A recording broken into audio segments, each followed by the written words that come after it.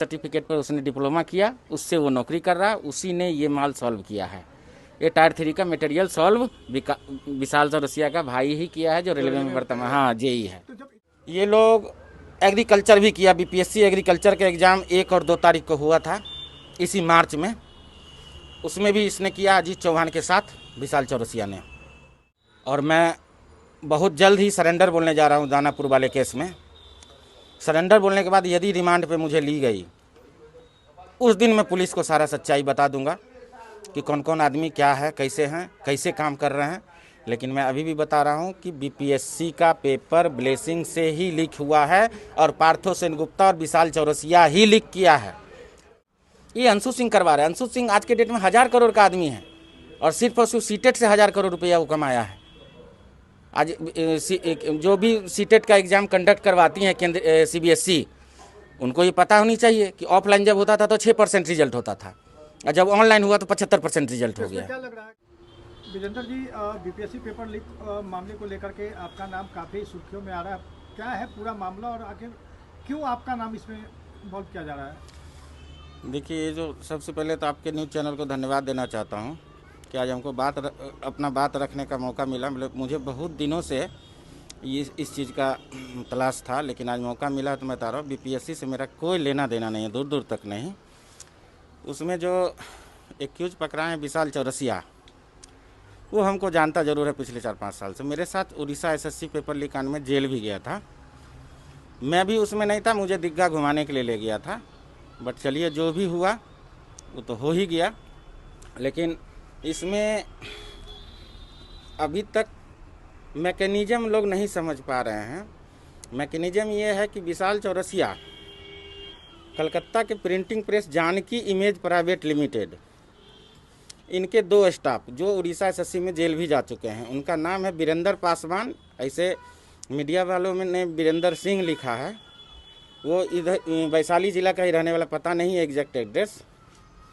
और एक है पार्थो सेनगुप्ता, जो जानकी इमेज में मैन पावर सप्लायर था। बाइंडिंग का, क्वेश्चन पैकेजिंग का काम उसको टेंडर मिलता था।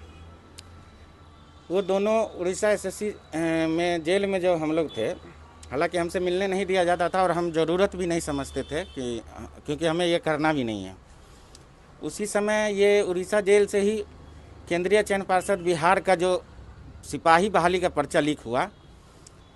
मैं मीडिया के माध्यम से बताना चाहूँगा कि मैकेनिज़्म ये है कि विशाल चौरसिया और यूपी उत्तर प्रदेश के जौनपुर के सराय सीतम जलालपुर के रहने वाले अजीत चौहान और अजय चौहान, क्योंकि अजीत चौहान और अजय चौहान से मेरा 15-20 साल पुराना संबंध था, बट प्रोफेशनली इस धंधे का संबंध नहीं था। स्टूडेंट लाइफ से ही मेरा रिलेशन था। इस वजह से विशाल भी मेरे साथ उसके यहाँ गया है 2 से 3 बार। 2 से 3 बार जाने के क्रम में मेरे अब्सेंस में भी मेरा एक साला है राजमोहन, जो समस्तीपुर चक्का खानपुर का रहने वाला है, जिसको अभी आर्थिक आपदा इकाई खोज भी रही है।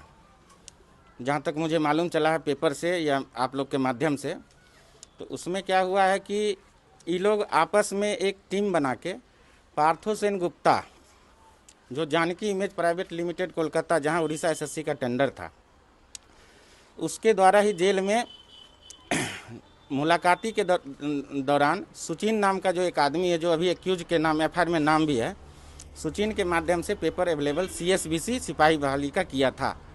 और मैं दावे के साथ कहता हूं कि ये ब्लेसिंग में ही छपा था, जो कौशिक कर की कंपनी है, इसी कंपनी में छपा था।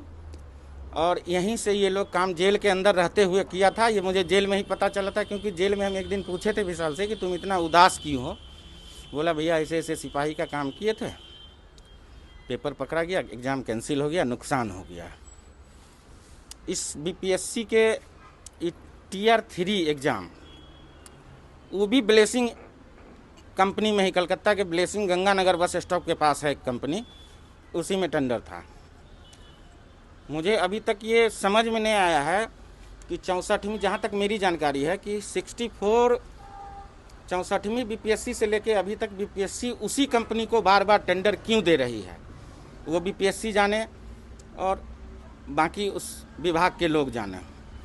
वहीं से ये पेपर भी बीपीएससी टायर 3 का विशाल चौरसिया, पार्थो गुप्ता और वीरेंद्र सिंह, जो मैं बार बार दोहरा रहा हूँ कि पूर्व में उड़ीसा एसएससी में एक्यूज्ड है, उसके माध्यम से लाया। क्योंकि Partho Gupta man power supplier है, वो हर कंपनी में अपना लेबर देता है, हिडन रूप से हो चाहे जैसे भी हो। रही बात कि मैं एक मैकेनिज्म समझाना चाहता हूँ, पेन ड्राइव का जहाँ तक मामला आया है, तो मैं बीपीएससी को अवगत कराना चाहता हूँ और धन्यवाद देना चाहूँगा आर्थिक अपराध इकाई को, जिन्होंने मैंने सही वे में इस जांच को ले जा रहे हैं कि ये पेन ड्राइव का जो मामला है, किसी भी संस्थान, देखिए मुझे ये जानकारी है, इसका मतलब ये नहीं कि मैं ये काम करता हूँ।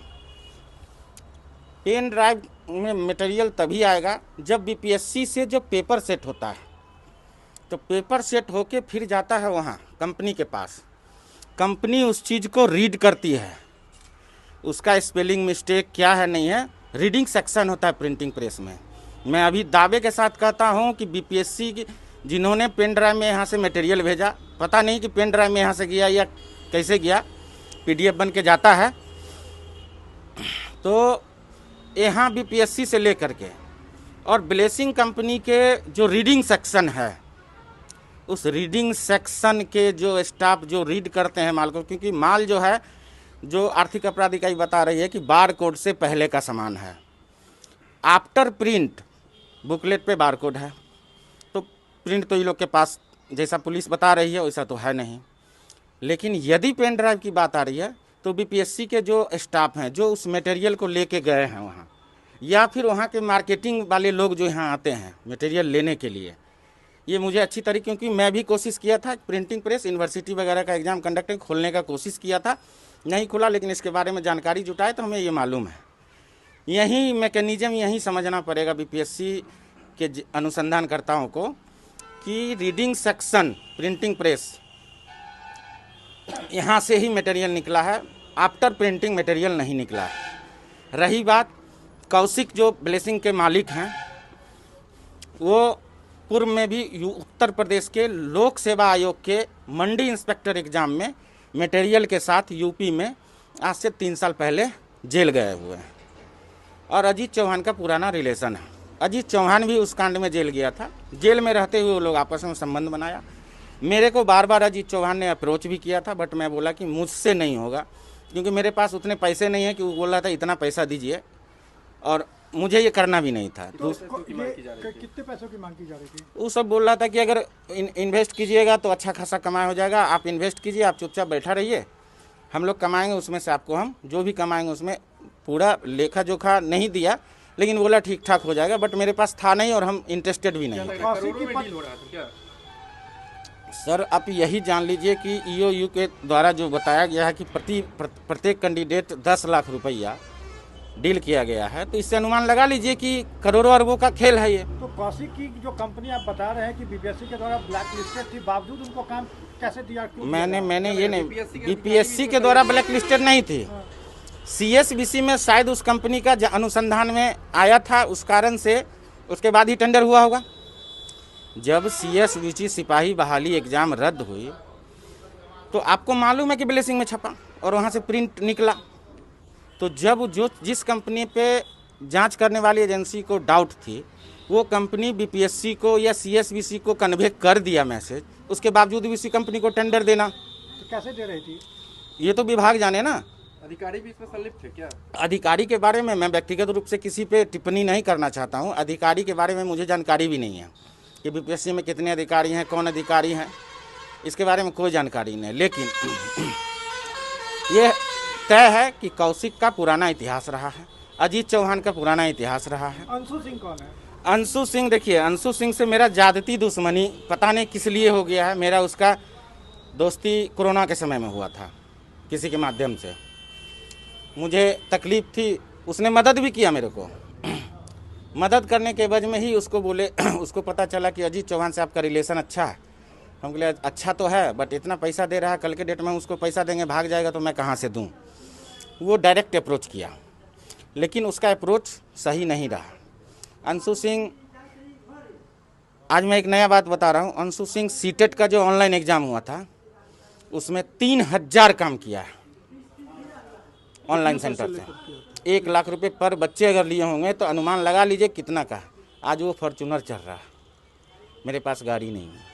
तो ये कुल मिला के बीपीएससी का TRA 1, TRA 2 या TRA 3 तीनों में इस तरह की। देखिए TRA 2 के आसपास ही हम जेल से निकले थे, तो मुझे TRA 2 की जानकारी नहीं है, लेकिन TRA 3 में जो मैं बता रहा हूँ ब्लेसिंग की टेंडर थी है, ठीक है, और वहीं से ये पेपर निकला है। और विशाल चौरसिया, पार्थो सेन गुप्ता, इसमें अगर मेन एक्यूज बनाया जाए तो मैं दावे के साथ बोलता हूँ विशाल चौरसिया, और उसका भाई है एक रेलवे में जेई है, वो भी फर्जी तरीके से गया है रेलवे में। जेई अभी सहरसा समस्तीपुर डिवीजन से सहरसा में पोस्टेड है, उसका नाम है निशांत गौरव। तो आपकी भूमिका इसमें कितनी है, मतलब कि बस आपसे संबंध रखने का आज नतीजा भुगत रहे हैं। विशाल हमको जानता है इस 5 साल प्रकरण में से। आपकी कोई भूमिका नहीं? इस प्रकरण में मेरी कोई भूमिका नहीं है। हाँ, मैं दानापुर केस में सन 2022 में जो मेरे घर पे रेड मारा गया था, मेरे घर से कुछ मिला भी नहीं, लेकिन बस उसी वजह से मैं पुलिस के सामने नहीं हो रहा हूँ। तो मैं आता तो मैं सारा मैकेनिज्म समझा देता, लेकिन मुझे डर है कि मुझे पकड़ के इसी केस में फिर डाल ना दिया जाए। हालांकि मेरे इस केस से कोई लेना देना नहीं है। मुझे उड़ीसा हाईकोर्ट से जो जमानत मिली है उसमें सीधा बोला गया है कि ये नंबर को एक्टिवेट रखना है, अगर नंबर बदलिएगा तो आपको सूचित करना पड़ेगा कोर्ट को। तो अब यही बताइए कि जहाँ पे मोबाइल एक्टिवेट रखना है तो मेरे मोबाइल का लोकेशन ले ले लोग, मेरा हर जगह से इंक्वायरी कर ले। दानापुर केस में मैं एक्यूज हूँ, लेकिन मैं उसमें दोषी नहीं हूँ। मैं उस केस में जितने भी एक्यूज हैं, अश्विनी, सौरभ, तनेश, एक है शिव शंकर, ये तीनों को मैं कभी जानता। शिव शंकर मेरा जब हम पटना में पढ़ाते थे तो मेरा विद्यार्थी रह चुका था, 11th 12th में पढ़ता था। तो बाकी मैंने अश्विनी, सौरभ को आज तक देखा हूँ। अतुल वत्स का नाम आया है मेरे केस में, अतुल वत्स को भी मैं आज तक नहीं मिला हूँ। पता नहीं, मेरा एक ड्राइवर, मेरा छोट भाई है जो मेरा गाड़ी ड्राइव करता था मेरे साथ, उस ड्राइवर को उठा के मुझे इस केस में फंसाया गया है। अगर उसमें राजनीतिक संरक्षण की बात करें अगर पूरे मद्दों में, तो इसमें इस सफ़ेद पोस्ट की कितनी अहम भूमिका है? देखिए सफ़ेद पोस्ट के मुझे उतनी जानकारी, मैं उल्टे पुल्टे में रहता नहीं हूँ, और मैं किसी के व्यक्तिगत पे हम टिप्पणी में जानकारी नहीं है तो मैं व्यक्तिगत रूप से किसी पे टिप्पणी नहीं कर सकता हूँ। तो क्या अधिकार इसमें सफेद पोस्ट शामिल है? सफ़ेद पोस्ट के बारे में वो तो आर्थिक अपराध इकाई बताएगी, उनके पास टोटल डिटेल होगा कि किनके साथ क्या कैसे अनुसंधान हुआ है, उसके अकॉर्डिंग उनको मालूम है। मुझे कोई मालूम नहीं है सफ़ेद पोस्ट कौन है नहीं है। लेकिन हाँ, इतना चीज़ मैं बता रहा हूँ दावे के साथ कि आप लोग मीडिया के माध्यम से कि बार बार ब्लेसिंग को टेंडर बीपीएससी के थ्रू जाना, 64वीं से मुझे जानकारी है। आज मैं मीडिया के सामने बोल रहा हूँ कि बीपीएससी चेक कर ले, आर्थिक अपराध इकाई चेक कर ले, सरकार चेक कर ले कि क्या 64वीं बीपीएससी से कंटिन्यू टेंडर उसके पास है या नहीं है। तो हर मामले में फर्जीवाड़ा हुआ है? हर मामले में फर्जीवाड़ा हुआ, पता नहीं चला। अब पता नहीं चला तो मैं जाके कंप्लेन करूं, मेरे पास कोई साक्ष्य नहीं है। TRA 3 के कैंसिलेशन को रोकने के लिए भी कोशिश की जा रही थी क्या? की गई थी, बहुत सारे ऑफर दी गई थी, जैसी मेरे पास जानकारी आई थी, बट वो लोग मैनेज करने वाले जाने और बीपीएससी जाने, या जो भी मंत्री का नाम जो भी आया है। लेकिन मैं व्यक्तिगत रूप से मैं इस चीज़ को जानता नहीं हूँ, तो मैं इस पर कोई टिप्पणी नहीं करूँगा।